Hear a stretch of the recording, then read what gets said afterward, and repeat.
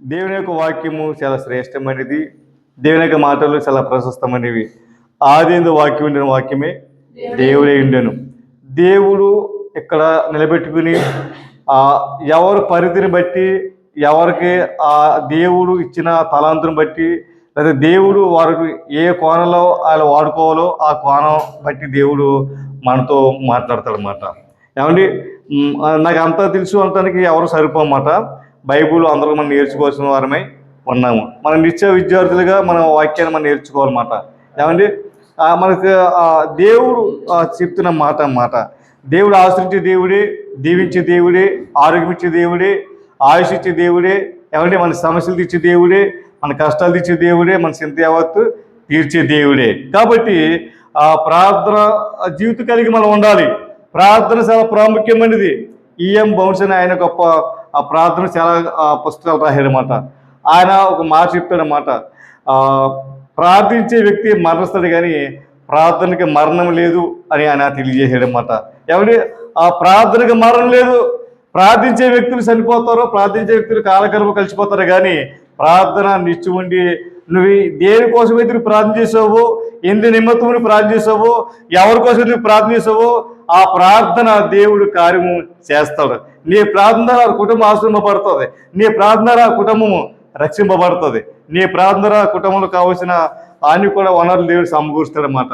ఎవరు ఉద్యోగమా, వ్యాపారమా, చదువా, లేకపోతే వివాహమా, సంతానమా, నువ్వు దేని నిమిత్తం అయితే ఎవరి కోసం అయితే నువ్వు ప్రార్థన చేసావో ఆ ప్రార్థన దేవుడు సఫలపరుస్తాడనమాట.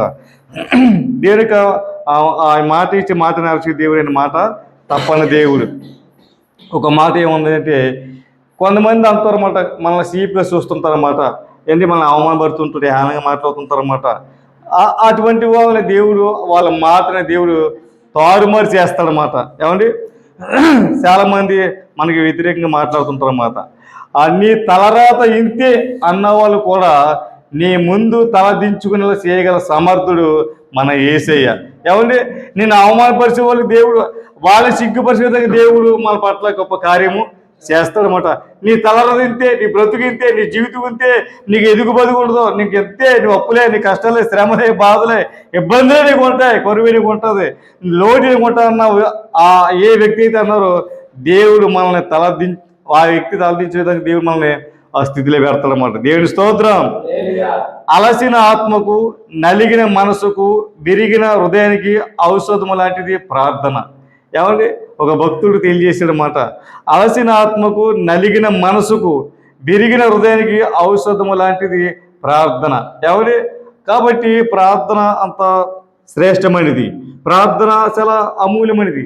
ప్రార్థన ద్వారా దేవుడు కార్యాలు చేస్తాడు. బైబిల్ గ్రంథంలో ఎన్నో దేవుడు అద్భుత కార్యాలు చేశాడు ప్రార్థన ద్వారా. ఎవరికైనా కష్టం వస్తుంది, ఎవరికైనా శ్రమ వస్తుంది, రాజు అయినా కానీ, మంత్రి అయినా కానీ, జ్ఞాని అయినా కానీ, సైంటిస్ట్ అయినా కానీ, సాదా సీత మానవుని ఎవరైనా కానీ ఈ కష్టాలు, వ్యాధులు, బాధలు, శ్రమలు, సమస్యలు అవి వస్తూ ఉంటాయి.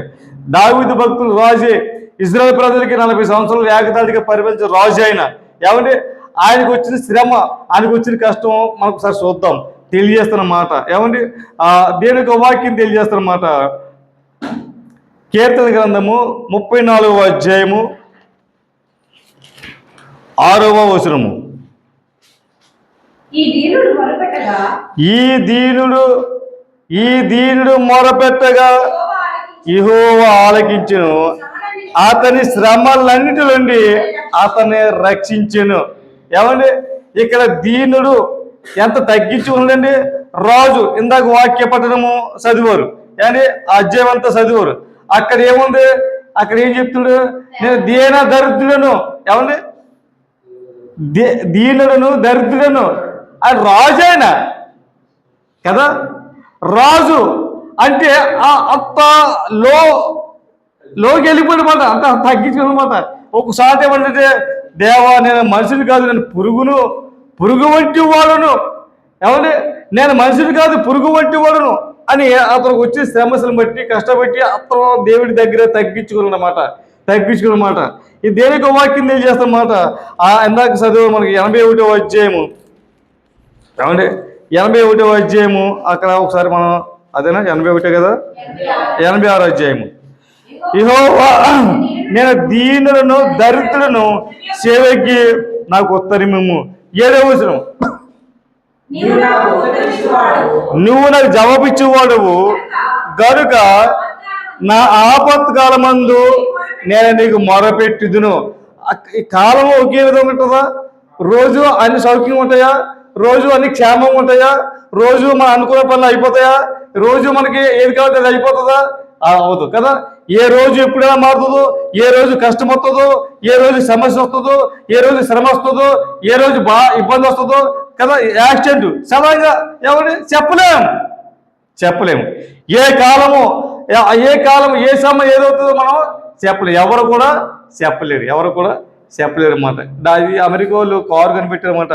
ముందు యాక్సిడెంట్ అవుతుంది కానీ అక్కడ అవుతుంది, ఇక్కడ ఆగిపోతుంది కారు. టెక్నాలజీ ఏమండి. డ్రైవర్ కూడా ఉండడు, స్టీరింగ్ అదే కంప్యూటర్ అంతా చేసుకుంటుంది అన్నమాట. అది మనం కూర్చొని పడుకుంటే ఆయిగా చక్కగానే అది తీసుకెళ్ళిపోతుందన్నమాట. ఏమండి ఎక్కడికి తీసుకెళ్తే అది తీసుకెళ్ళిపోతుందన్నమాట. అంటే టెక్నాలజీ సాంకేతిక పరిజ్ఞానం దేవుడి ఇచ్చిన జ్ఞానం బట్టి. కానీ ఇక్కడ ఎవరైనా తప్పించగలరా?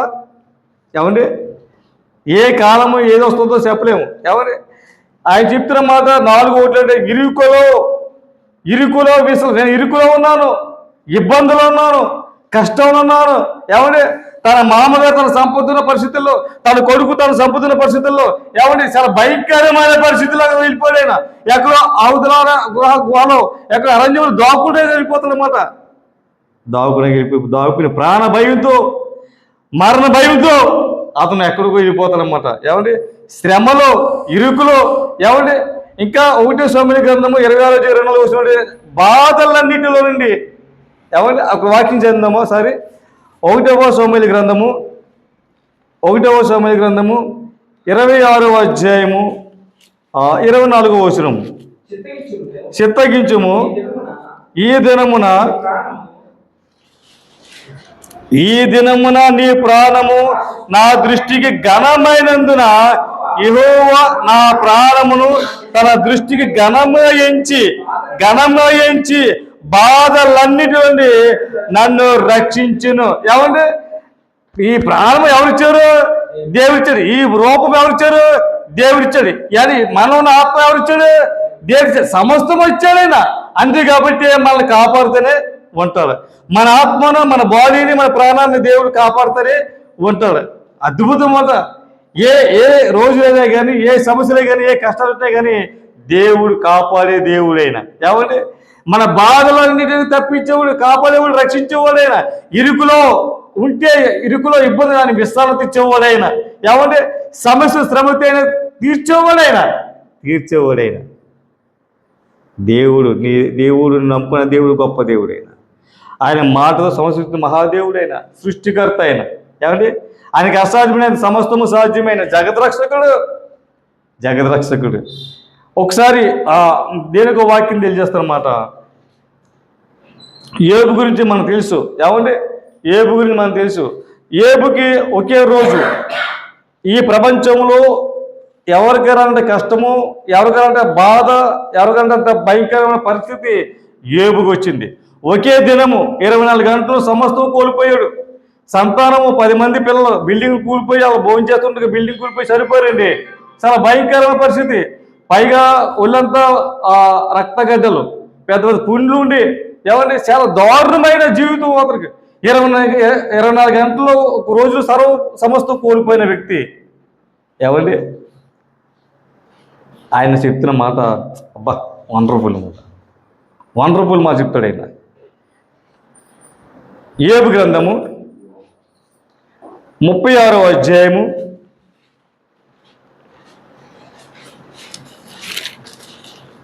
15వ వచనము,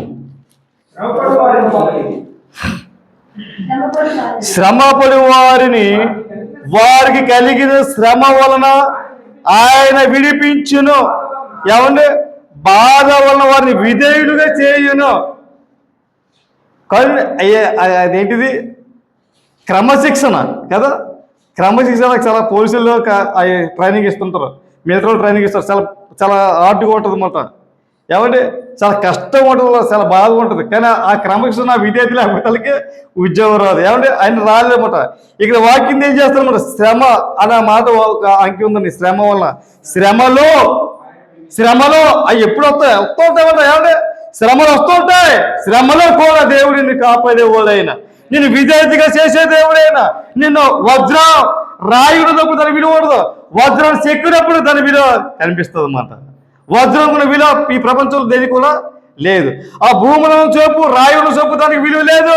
దాన్ని చెక్కినప్పుడు, దాన్ని కోసినప్పుడు, ఏమంటే దాన్ని బాగా నూరినప్పుడు దానికి విలువ వస్తుంది, వజ్రము. ఏమంటే అలాగే దేవుడు నీతు నాకు చెప్తున్న మాట మనం వజ్రం వల్ల చేస్తానండి. ఆయన శ్రమలో కష్టంలో మనకి విధేయత నేర్పించాడు, క్రమశిక్షణ నేర్పించేవాడైనా. ఏమండి ఎంత చాలా భయంకరమైన కష్టం ఆయన అనిపించాడు అన్నమాట. ఆయన చెప్తున్న మాట, శ్రమ పడి వారికి కలిగిన శ్రమ వలన ఆయన విడిపించేవాడైనా. ఇజ్రాయేలు ప్రజలు 430 సంవత్సరాల బాగా దేవుడు విడిపించలేదా? ఏమండి దెయ్యాలతో 2000 6000 దెయ్యాలు పీడిస్తున్న వ్యక్తిని దయచేసి దేవుడు విడిపించలేదా? ఏమండి శాన దెయ్యం, ఏమండి శివశాన, ఈ శాన ఎన్ని ఉంటాయన్నమాట. ఏమండి ఈ శాన దెయ్యాలను దేవుడు విడిపించాలన్నమాట. ఏమండి ఇడిపించేవాడైనా దేవునికి వాక్యం తెలియజేస్తామన్నమాట. బాధ వల్ల వారిని విధేయులు. ఆయన బాధ ఎలా ఉందంటే ఒకసారి చూద్దామా? తెలుసు మనకి, అన్ని తెలుసు మనక. అంటే మన వాక్యం ఇంకా కొంచెం నేర్చుకుంటున్నాం అన్నమాట. ఏబు గ్రంథము 16వ అధ్యాయము 12వ వచనము, నేను నెమ్మదిగా నుంటిని, అయితే ఆయన నన్ను ముక్కలు చేసాడండి. ఆయన ఏమంటే ముక్కలు చెక్కలు చేసాడు ఆయన. నేను నెమ్మదిగా జీవితం సాపికి వెళ్ళిపోతాయి, పర్లేదు, డోంట్ కేర్ అనుకున్నా కదా. చక్కని బిల్డింగు, ఆస్తి, దాసులు, పనివారు, పశువులు, ఏంటి వందల కొలది వేల కొలది పశువులు, గాడిదలు, ఆవులు, గేదెలు, ఒంట్లు, చాలా రిచ్ ఫ్యామిలీ. అతను రిచ్ మంచిగా ఖరీదైన వ్యక్తి. ఊజు దేశంలో ధనవంతులు లేరు. ఊజు దేశంలో, ఆ దేశంలో అతను కోటీశ్వరుడు అంత తప్ప ఇంకెవరు కూడా లేరు. అంత ఐశ్వర్యము, భోగభాగ్యులు, సర్వసంపద కలిగిన వ్యక్తి. నెమ్మదిగా ఉంది, నాకేం పర్లేదు కూడా. ఏమైంది ఒకే రోజు ఏమంటే నేను నెమ్మదిగా నుండి, అయితే ఆయనను ముక్కలు చెక్కలు చేసిన మెడపట్టుకుని బెదిరించి నన్ను తుతినీలుగా చేశాను. ఏమండి తుతినీలుగా చేశాను. దేవుడు ఏం చేసిన మేలే చేస్తాడు. దేవుడు నీతో మాత్రం మేలే, దేవుడు నీతో వాదించిన మేలే. ఏమండి ఆయన చెప్తున్న మాట, భార్య చెప్తాడు చచ్చిపోమంటే దేవుడు మళ్ళీ మేలు పొందాలి, కీడు పొందాలి. సరిపోమా? కీడు కూడా పొందాలి. దేవుణ్ణి అయష్ట పెట్టాడండి, దేవుడు పైనెట్టడండి. తుతినీలుగా చేసినా, ముక్క చెక్క చేసినా కానీ దేవుణ్ణి కనపరిచాడు, దేవుణ్ణి ఇచ్చించాడు, దేవుణ్ణి మహిమపరిచాడు. ఆయన ఏ దేవుడిని చంపేసి నాకు ఇష్టమన్నాడు. ఆయన దేవుడిని చంపేసి నాకు ఇష్టమన్నాడు. ఆయన ఏమండి శ్రమ ఏమండి మనకి మేలు. దావీదు భక్తి అంటారు, శ్రమ వల్ల మేలు 119 అధ్యాయం ఉంటుంది. ఏమండి శ్రమ నందుట నాకు మేలు. నేను సొలొమోను మాట అంటాడు, శ్రమకు భయపడితే దద్దమ్ము, శాతగా నుండి దద్దమ్ము. నువ్వు శ్రమకు భయపడితే, కష్టానికి భయపడితే, స్వామికి భయపడితే, ఇబ్బందికి భయపడితే నువ్వు ఎదవో, ఏమంటే దద్దమ్ము, శాతగాని వాడు. దేవుడు చెప్తుంటే నిన్ను శ్రమలు ఎందుకు తీసుకెళ్తుందంటే నిన్ను విధేయులుగా మారడానికి, నువ్వు ఆ ఎక్స్పీరియన్స్ అనుభవం రావడానికి. ఏమండి 40 రోజులు వెళ్ళిపోవచ్చండి. కానాన్ దేశము, ఇజ్రాయేల్ పాలస్తీనా దేశం 40 రోజులు వెళ్ళిపోవచ్చు. 40 సంవత్సరాలు పట్టింది. 40 సంవత్సరాలు పెట్టింది. 40 రోజులు వెళ్ళవలసిన మనుషులు 40 సంవత్సరాలు పెట్టింది వాళ్ళకి. దేవుడు క్రమము నేర్పుతాడనమాట, విధేయత నేర్పుతాడనమాట. ఎందుకు కష్టాలు వస్తాయంటే, ఎందుకు బాధలు వస్తాయంటే, ఎందుకు ఇబ్బందులు వస్తాయంటే, ఎందుకు తెగులు వస్తాయంటే, ఎందుకు రోగాలు వస్తాయంటే విధేయత. విధేయత నేర్పించడానికి దేవుడు రప్పిస్తాడు. మన వజ్రం ఏ విధంగా అయితే దాన్ని మెరుగుపడతారో, వజ్రం ఏ విధంగా కోస్తారో, వజ్రం ఏ విధంగా దాన్ని అది తోముతారో మెరుగుపరచడానికి, దాన్ని విలువ తీయడానికి మనకి శ్రమలు వస్తుంటాయి. ఎవరిని బంగారం కొలుములో పెట్టి కాల్చుతారు, సుత్తితో కొడతారు కదా బంగారం మెరుగు రావడానికి, ఎవరి మెరుగు రావడానికి. అలాగే మనం బంగారం లాంటి జీవితం రావాలంటే, ఏమన్నా వజ్రం లాంటి జీవితం రావాలంటే అవి ఏ విధంగా కొట్టబడుతున్నావు, అవి ఏ విధంగా అయితే నలగొడుతున్నావు, నువ్వు నేను అలాగే నలగబడాలి, కొట్టబడాలి, ఈ శ్రమను అనిపించాలి. సుఖము అంటే ఇంకతో సుఖం అంటే నువ్వు దేవుడి గొప్పదని తేలదు, దేవుడికి గొప్పదనం దేవుడికి కార్యం తెలీదు.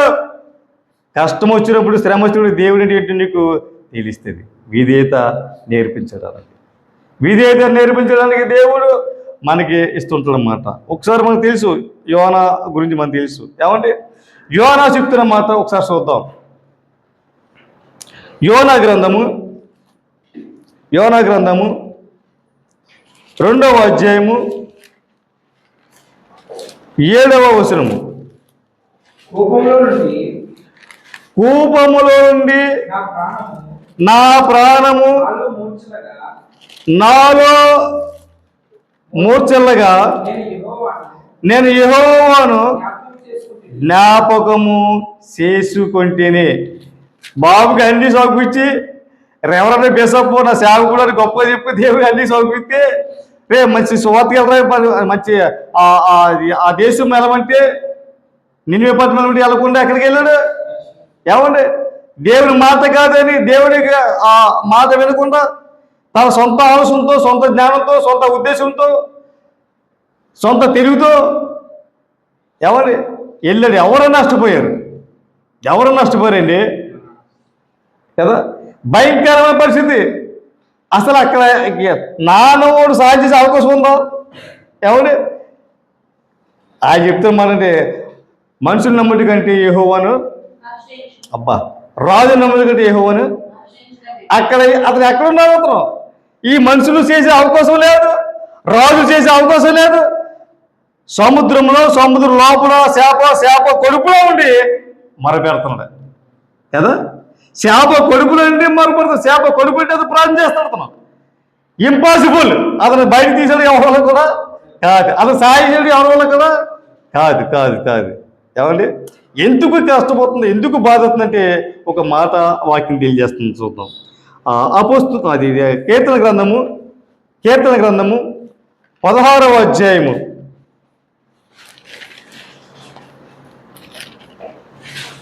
16వ అధ్యాయము 4వ వచనం అనుకుంటున్నాను. యెహోవాని విడిచి వేరొకరిని అనుసరించి వారికి శ్రమలు విస్తరించెను. దేవుడు కాదని, సర్వసృష్టి దేవుడు కాదని, జగదృష్ణ మహాదేవుడు కాదని, దేవుడు కాదని నువ్వు ఎక్కడికి వెళ్ళినా నీకు శ్రమలే. దేవుడు కాదని నువ్వు ఎక్కడికి పరిగెట్టడానికి శ్రమలే. ఏమంటే కష్టమే. ఇంకా విపులంగా ఒకసారి చూద్దాం. ఏమంటే జకర్యా గ్రంథము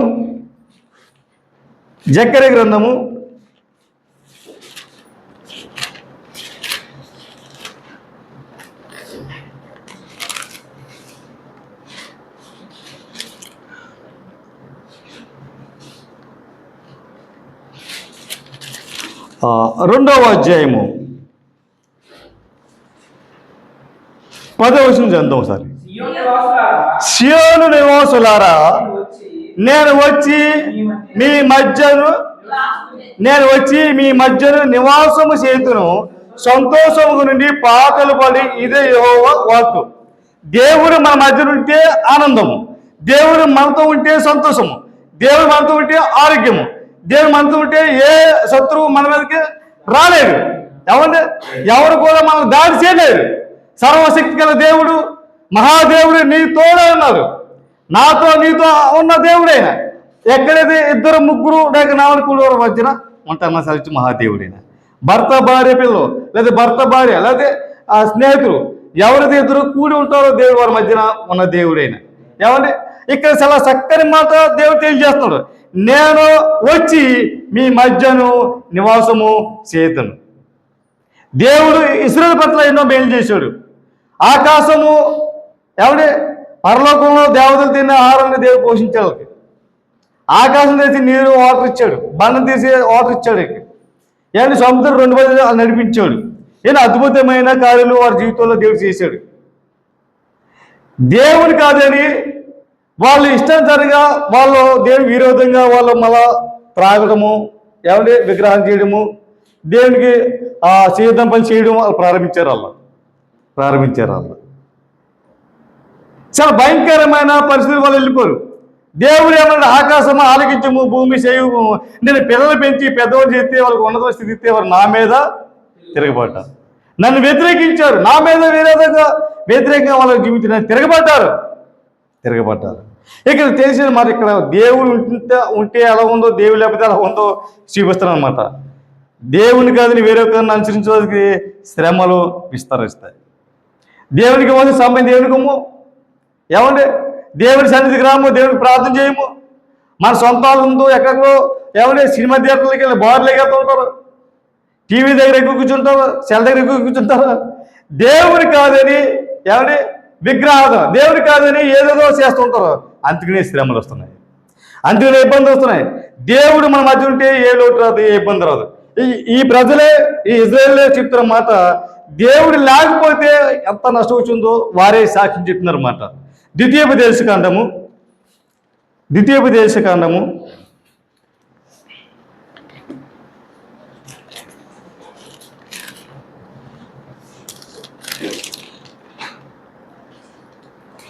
'ఎన్ని తలసినా ఏది అడిగినా ఏది నీ చిత్తమే ప్రభువా, జరిగేది నీ చిత్తమే, నీ వాక్కుకై వేచియుంటిని, నా ప్రార్థన ఆలకించుమా ప్రభువా, నా ప్రార్థన ఆలకించుమా.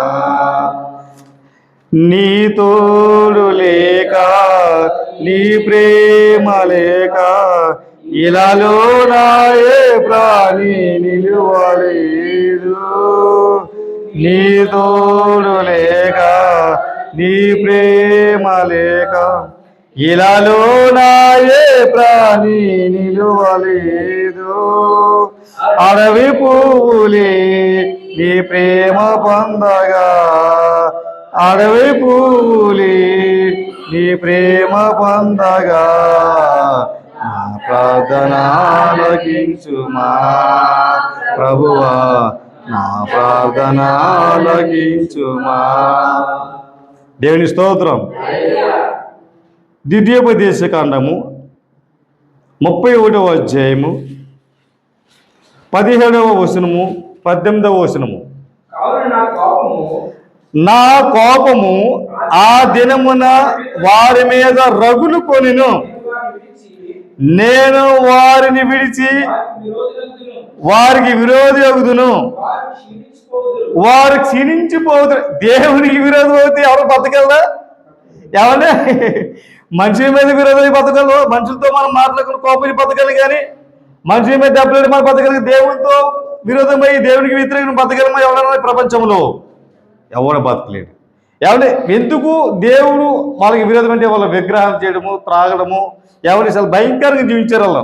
అందుకని దేవుడు చెప్తున్న మాట, నా కోపం జాలిగల దేవుడండి, ఆయన దయగల దేవుడండి, చాలా ప్రేమగల దేవుడైనా, నీకోసం నా కోసం ప్రాణపెట్టిన దేవుడైనా. ఏమంటే ఆయన చెప్తున్నమాట, నా కోపము ఆ దినమున వారి మీద రగులు కొనెను, నేను వారిని పిలిచి వారికి విరోధి అవుతును, వారు క్షీణించిపోతురు, విస్తారమైన కీడులు ఆపదలు వారికి ప్రాప్తించును. విస్తారమైన కీడులు, శ్రమలు, ఇబ్బందులు, కరువులు, ఆపదలకు ప్రాప్తించును. ఆ దినమున వారు మన దేవుడు మన మధ్య నుండకపోయినందుకు కదా ఈ కీడులు మనకి సంప్రాప్తం. వారు చెప్తున్న సాక్ష్యం, దేవుడు మన మధ్య ఉన్నప్పుడు ఏ లోటు లేదు, దేవుడు మన మధ్య ఉన్నప్పుడు ఏ కొదువు లేదు, తినడానికి తినలేదు కొదువు లేదు, బతక కొదువు లేదు, ఉండక కొదువు లేదు, ఆరోగ్యం కొదువు లేదు, ఏ ఇబ్బంది లేదు. దేవుడు మనతో ఉన్నప్పుడు అన్ని సేవలు సౌఖ్యం ఉంది, శాంతి సమాధానం ఉంది, ఏ వ్యాధి బాధ లేదు, ఏ సమస్య లేదు, ఏ శ్రమ లేదు, ఏ కష్టం లేదు. మరి చెప్తున్నమాట. ఏమంటే మన దేవుడు మన మధ్యన ఉండకపోయినది కదా ఈ కీడులు మనకు సంతోషం. వారు అన్య దేవతల తట్టు తిరిగి చేసిన కీడంతని బట్టి ఆ దినమున నిశ్చయముగా వారికి విరోధులవుతును. ప్రియా దేవుడారా, మనము దేవునికి దూరపోయి మనమే నష్టపోతుంది తప్ప దేవుడు ఎప్పుడు మనల్ని నష్టపరిచే దేవుడు కాదు. ఎంత దారుణమైన దుర్మార్గాన్ని ప్రేమించే దేవుడైనా, ఏమండి ఎంత భయంకరమైన త్రాగుపోతేనా, వ్యభిచారైనా, నరాంతకుడైనా, ఎంత భయంకరమైన తిరిగిపోతేనా కానీ, ఎంత కొట్టాడే వ్యక్తి అయినా కానీ ఆయన ప్రేమించే దేవుడు, హత్తుకునే దేవుడు ఆయన. అబ్బా, మీకు చాలాసార్లు చెప్పుకుంటున్నాను, మరోసారి ఆ మాట జ్ఞాపం చేస్తున్నాను. విలాప వాక్యములు 3వ అధ్యాయము 33వ వచనము.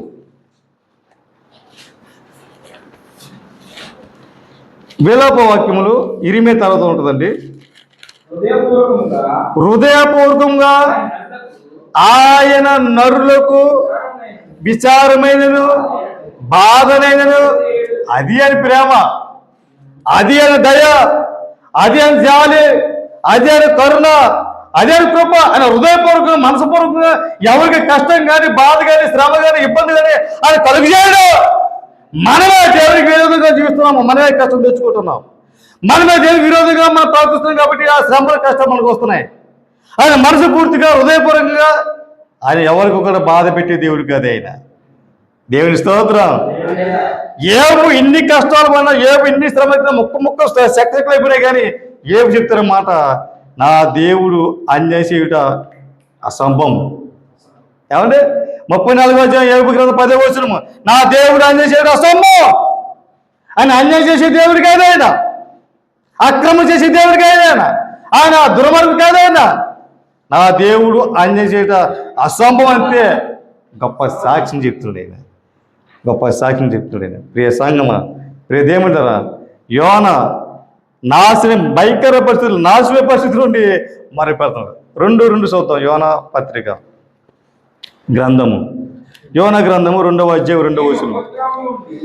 నేను ఉపద్రవంలో నుండి యెహోవాకు మనవి చేయగా ఆయనకు జవాబిచ్చెను, పాతాళ గర్భములో నుండి నేను కేకలు వేయగా ఆయన నా ప్రార్థన అంగీకరించాడు. అంటే ఎంత భయంకర పరిస్థితులైనా, ఎంత దారుణమైన సంఘటనలో ఉన్నదైనా, పాతాళంలోకి వెళ్ళిపోయేంత పరిస్థితికి వచ్చింది. అతను పాతాళ అగాధుని మొరపెడితే దేవుడు నీ కోసము పాతాళ అగాధుకి వెళ్ళి నీ మొరాలకించే దేవుడైనా. దేవుని స్తోత్రం. నువ్వు సముద్రంకి వెళ్ళావు, సముద్రం లోపలికి వెళ్ళావు, సముద్రం లోపల శాపకులను మొరపెడుతున్నావు, నీ కోసం దేవుడు సముద్రంకి వెళ్ళాడు ఆయన. దేవుని స్తోత్రం. నా మాట కాదు, ఏమండి, నా మాట కాదు. నీ కోసం దేవుడు ఎంత రిస్క్ తీసుకుంటాడైనా, నీ కోసం దేవుడు ఎంతైనా దాన్ని ఛాలెంజ్గా తీసుకుంటాడు ఆయన, ఛాలెంజ్గా తీసుకుంటాడు ఆయన. ఏదో సముద్రపు అగాధాన్ని మొరపెట్టాడు దేవుడు, అక్కడ కూడా వెళ్ళేటట్టుగా అతను పాతాళకి వెళ్ళాడు, మొరపెట్టాడు దేవుడు, అక్కడ కూడా వెళ్ళిగా మనకు వాక్యం తెలియజేస్తుంది, మన వాక్యం తెలియజేస్తుంది. యోన ప్రార్థన వినడానికి దేవుడు పాతాళంలో కూడా ఉన్నాడు. అబ్బా, అది ఎక్కడిని మొరపెడతాను చెప్పలేదా, పాతాళమనే మొరపెడుతున్నాను, సముద్రాన్ని మొరపెడుతున్నాను, దేవుడు అక్కడ కూడా వెళ్ళాడు అతని కోసం. అదే అని ప్రేమ. 119వ అధ్యాయం కీర్తన గ్రంథము 139వ అధ్యాయము, కీర్తన గ్రంథము 139వ అధ్యాయము 8వ వచనము. అంతేనా? 139వ అధ్యాయం 8వ వచనం. నేను ఆకాశముకి ఎక్కినను నీవు అక్కడ ఉన్నావు, నేను పాతాళమందు పండుకొనును నీవు అక్కడ ఉన్నావు. యోనా కోసము, ఎవరి నీ కోసము, నా కోసము నువ్వు ఎక్కడికి మొరపెట్టా కానీ, నువ్వు ఎక్కడికి ప్రార్థించా కానీ దేవుడు అక్కడికి వచ్చి నీ మొరాలకి ఇచ్చేవాడు, నీ ప్రార్థించేవాడు, అక్కడికి వచ్చి నేను తప్పించేవాడు ఆయన. దేవుని స్తోత్రం. అంత భయంకరమైన పరిస్థితి ఆయన వచ్చి నిన్ను తప్పించేవాడైనా. ఎంత గొప్ప దేవుడండి, ఎంత గొప్ప దేవుడండి. దేవునికి వాక్యం తెలియజేస్తానమాట. ఏమంటే 68వ అధ్యాయం కీర్తన గ్రంథము 68వ అధ్యాయం 22వ వచనము. ప్రభు సెలవిచ్చినదేమనగా, ఆయ్ నేను భాషల నుండి ఆయ్ వారిని రప్పించెదను. వారిని రప్పించేదను. సముద్రంలో నుండి ఏమండి? అగాధ సముద్రములో నుండి వారిని రప్పించెదను. వారిని రప్పించేదని. ఏమంటే నువ్వు ఎక్కడున్నా కానీ దేవుడు అక్కడ వచ్చి నేను రప్పించేవాడండి. తప్పించేవాడు అంటే పాతాళకి వెళ్ళినా అక్కడ ఉంటాడు, ఆకాశం అక్కడ ఉంటాడు, నువ్వు ఎక్కడికి వెళ్ళినా కానీ నేను తప్పించేవాడు. ఎవరి ప్రభువు సెలవుచింది ఏమనగా దేవుడు చెప్తున్న మాట ఏంటంటే, నేను బాసాల నుండి వారిని రప్పించేదను, అగాధ సముద్రం నుండి నేను వారిని రప్పించేదను. ఎవరిని రప్పించాడు లేదా? ఏమండి? ఆ సముద్రం అగాధం నుంచి, పాతాల అగాధం నుంచి భయంకర పశుని దేవుడు యోహాను బయటకు తీసుకొచ్చి నీవు పట్టణానికి చెప్పగానే 1,20,000 మంది రక్షింపబడ్డారు. దేవుని స్తోత్రం. కానీ బైబిల్ అంత కూడా అంత రక్షింపబడ ఎవరు లేరు. యోహాను ప్రకటన, యోహాను వాక్యం అందించగానే 1,20,000 మంది రక్షింపబడ్డారు. దేవుడు ఆయన ఎన్నుకునే బిడ్డలను, ఆయన ఏర్పడిన బిడ్డల్ని విడిచిపెట్టి దేవుడు కాదు ఆయన. దేవుని స్తోత్రం. నిన్ను విడుమలు అన్నది 80 సంవత్సరం మహాదేవుడు ఆయన. యోహాను పత్ర చేసిన దేవుడే, దావీదు పట్ల చేసిన దేవుడే, ఏబు పట్ల చేసిన దేవుడే. ఏమంటే నీ పట్ల నా పట్ల చేసే దేవుడు. నువ్వు ఎక్కడ నీ మధ్యన ఉన్న దేవుడు. శత్రువుకి మేసు కాబట్టి నేను ఎక్కడ వేయాలండి? అగ్నిగుండం లేచారు. ఆయన ఆగగలడా? ఏమంటే ఆయన బాలకల ముందు అగ్నిగుండంలో ఆయన సంచరించాడు. ఆయన మళ్ళీ లేక ముందే దేవుడు వాళ్ళతో ఉండటానికి ఆ అగ్నిగుండంలో అన్నది. ఎంత ప్రేమ దేవుడు ఇది. రే ఎంతమంది వేసాం? ముగ్గురండి, నలుగురు కాపాడుతారు. రాజుకి తిరగలేదు, మతిపోయింది. బ్రెయిన్ ఏంటిది? బ్రెయిన్ బ్లాక్ అయిపోయింది, మైండ్ బ్లాక్ అయిపోయింది. అది నీ దేవుడు. నీ దేవుడు అది ప్రేమ. అగ్ని గుండెలైనా ఎక్కడో కానీ నేను హత్తుకునే దేవుడు నీతో ఉన్న దేవుడైనా. ఏమని సముద్ర అగాధంలో ఏమన్నా ఉన్న దేవుడు, ఏమన్నా జలములో మధ్యలో ఉన్న దేవుడు, అగ్ని గుండె ఉన్న దేవుడైనా మనమే దేవునికి విరోధంగా మనమే మనం శ్రమలు తెచ్చుకుంటున్నాం. కష్టాలు తెచ్చుకుంటున్నాం. మనకు తెలుసు. నయోమి చక్కగా అన్నీ బాగున్నాయి. ఆ దేశము రొట్టెల ఇల్లు, దేవుడున్న ప్రదేశం రొట్టెల తిండికి లోట్లేదు. ఏదో కొరువు స్థితి కొద్ది కాలం మోయాబు దేశకెళ్ళింది, సర్పంపల్లి దేశకెళ్ళింది. ఎవరు నష్టపోయారు? దేవుడు కాదని, దేవునికి సన్నిధి కాదని, దేవునికి ఆ పట్టణం కాదని, దేవుడు అవుతుంది. ఆమె మోయాబు దేశానికి వెళ్ళింది. ముగ్గురు కొడుకు భర్త ముగ్గురు చనిపోయారు. నిస్సహాయ. మరి నయం అంటే మధురము. నా నయమనతో మార. నా జీవితం సేదైపోయింది, నా బ్రతుకు సేదైపోయింది, నా జీవితం అల్లకొలం అయిపోయింది, అదొకటి అయిపోయింది. దేవుని దగ్గర మళ్ళీ వచ్చింది. కాబట్టి సంగమా నష్టపోయింది ఎవరు? దేవుడి కాదు, దూరంలో నష్టపోతారు. ఎరుకో ఎరుసలేములో ఉన్న వ్యక్తి బాగానే ఉన్నాడు. ఎరుసలేము ఇడిచిపెట్టి ఎరుకోని పట్టు దిగేళ్ళాడు. దొంగల చేతిలో దోసుగా పట్టలు, కొట్టబట్టలు, కొరప్రాల నుంచి పెట్టారు. కొట్టేసి బాబా కొట్టేసి అది దోసుకుపోయారు. వాళ్ళు ఎరుసలేములో చెప్పదు, ఏ లోటు లేదు, ఎవరు దాడి చేయలేదు.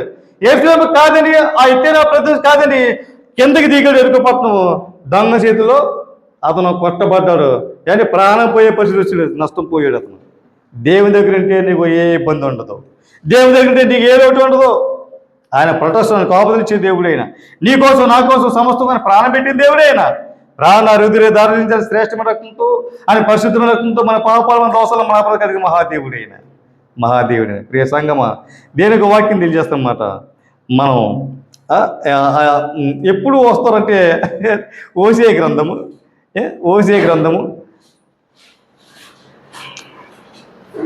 5వ అధ్యాయము 15వ వచనము. వారు మనసు త్రిప్పుకొని నన్ను వెదుకు వరకు నేను తిరిగి నా స్థలమునకు పోవుదును. తమకు దురవస్థ సంభవింపగా వారు నన్ను బహుగా శీఘ్రం వెతుకుదురు. కష్టం వచ్చినప్పుడు, బాధ వచ్చినప్పుడు, అప్పులు అయిపోయినప్పుడు, తెగులు వచ్చినప్పుడు, రోగాలు వచ్చినప్పుడు అప్పుడు వస్తారు దేవుని దగ్గర. అంతకుముందు జల్సా, అంతకుముందు ఇష్టము. నా అంత ఉత్తది లేదు, దేవుడు లెక్క లేదు. దేవుడి కేర్లెస్, దేవుడు అంటే భయం లేదు. వాళ్ళు ఇష్టంగా జీవితారు. పళ్ళు ఊడిపోయాక, అప్పులు అయిపోయాక, తెగులు వచ్చాక, రోగాలు వచ్చాక, గుండెగా అది చిల్లడిపోయాక, కిడ్నీలు పాడైపోయాక ఎదుగుతారు దేవుడు. అప్పుడు కావాలా వయసు ఉన్నప్పుడు రారు. ఆరుకునేటప్పుడు రారు. ప్రియ సంగమా, దినమంతా చేతులు చాపి పిలిచే దేవుడైనా, నువ్వు ఎప్పుడైనా వస్తావని చెప్పి ఆయన ఆశించే దేవుడైనా, ఏమని నా బిడ్డ వస్తాడు, మార్పు వస్తుంది, నా బిడ్డ వస్తాడు, మారుతాడు, నా దగ్గరికి వస్తాడు, నా బిడ్డ హత్తుకోవాలని చెప్పి ఆయన దినమంతా చేతులు చాపి పిలిచే దేవుడే. యోబు గ్రంథము ఈ మాట చెప్పిన సమయము అయ్యగారిగిస్తానండి. 22వ అధ్యాయము 27వ వచనము. నీవు ఆయనకు ప్రార్థన చేయగా నీవు ఆయనకి ప్రార్థన చేయగా ఆయన నీ మనవి ఆలకించును. నువ్వు మొరపెడితే, నువ్వు ప్రార్థన చేస్తే, నువ్వు విజ్ఞాపన చేస్తే దేవుడు, నువ్వు ఏ స్థితిలో ఉన్నావో, ఏ పరిస్థితిలో ఉన్నావో, ఏ కష్టంలో ఉన్నావో, ఎంత భయంకరమైన పరిస్థితికి వెళ్ళిపోయి దేవుడు మొరపెడితే ఆ కష్టాల నుంచి, ఆ శ్రమ నుంచి, ఆ బాధని తప్పించేవాడైనా, రక్షించేవాడైనా, నీ మొరనే దేవుడు, నీ ప్రార్థన దేవుడైనా, ప్రార్థన ద్వారా కార్యం చేసే దేవుడైనా, స్థితిని మార్చే దేవుడు, పరిస్థితులు మార్చే దేవుడైనా. ప్రార్థన శక్తివంతమైనది, ప్రార్థన ఆయుధం వంటిది, ప్రార్థన ఊపిరి వంటిది. ఏమంటే ప్రార్థన అమూల్యమైనది, ప్రశస్తమైనది. నా కన్ను దృష్టి, నా చెవులు నీ ప్రార్థన వైపే ఆయన ఉంచే దేవుడే. ఆయన ఇష్టపడే స్థలము ప్రార్థనా స్థలము, ఆయన కోరుకునే స్థలము ప్రార్థనా మందిరము. సమస్త జనులకు నా ప్రార్థనా మందిరము అనబడును. ప్రార్థన మందిరం, ప్రార్థన అంటే విన్నపం, ప్రార్థన ఆలకించేవాడు, సర్వశరీర వద్దకు వచ్చేది. ఎవరైనా కానీ ఆయన నీ ప్రార్థన ఆలకించి నీకు ఏమైతే కావాలో ఆయన ఇవ్వాలని ఆశపడుతున్నాడు. ఆయన సేవలో నువ్వు ఏం చెప్పాలనుకున్నావో నువ్వు రహస్యంగా చెప్పినా కానీ నీ రహస్య ప్రార్థన నువ్వు ఆయన సేవలో చెప్పింది నీకు దేవుడు కార్యం చేస్తాడు.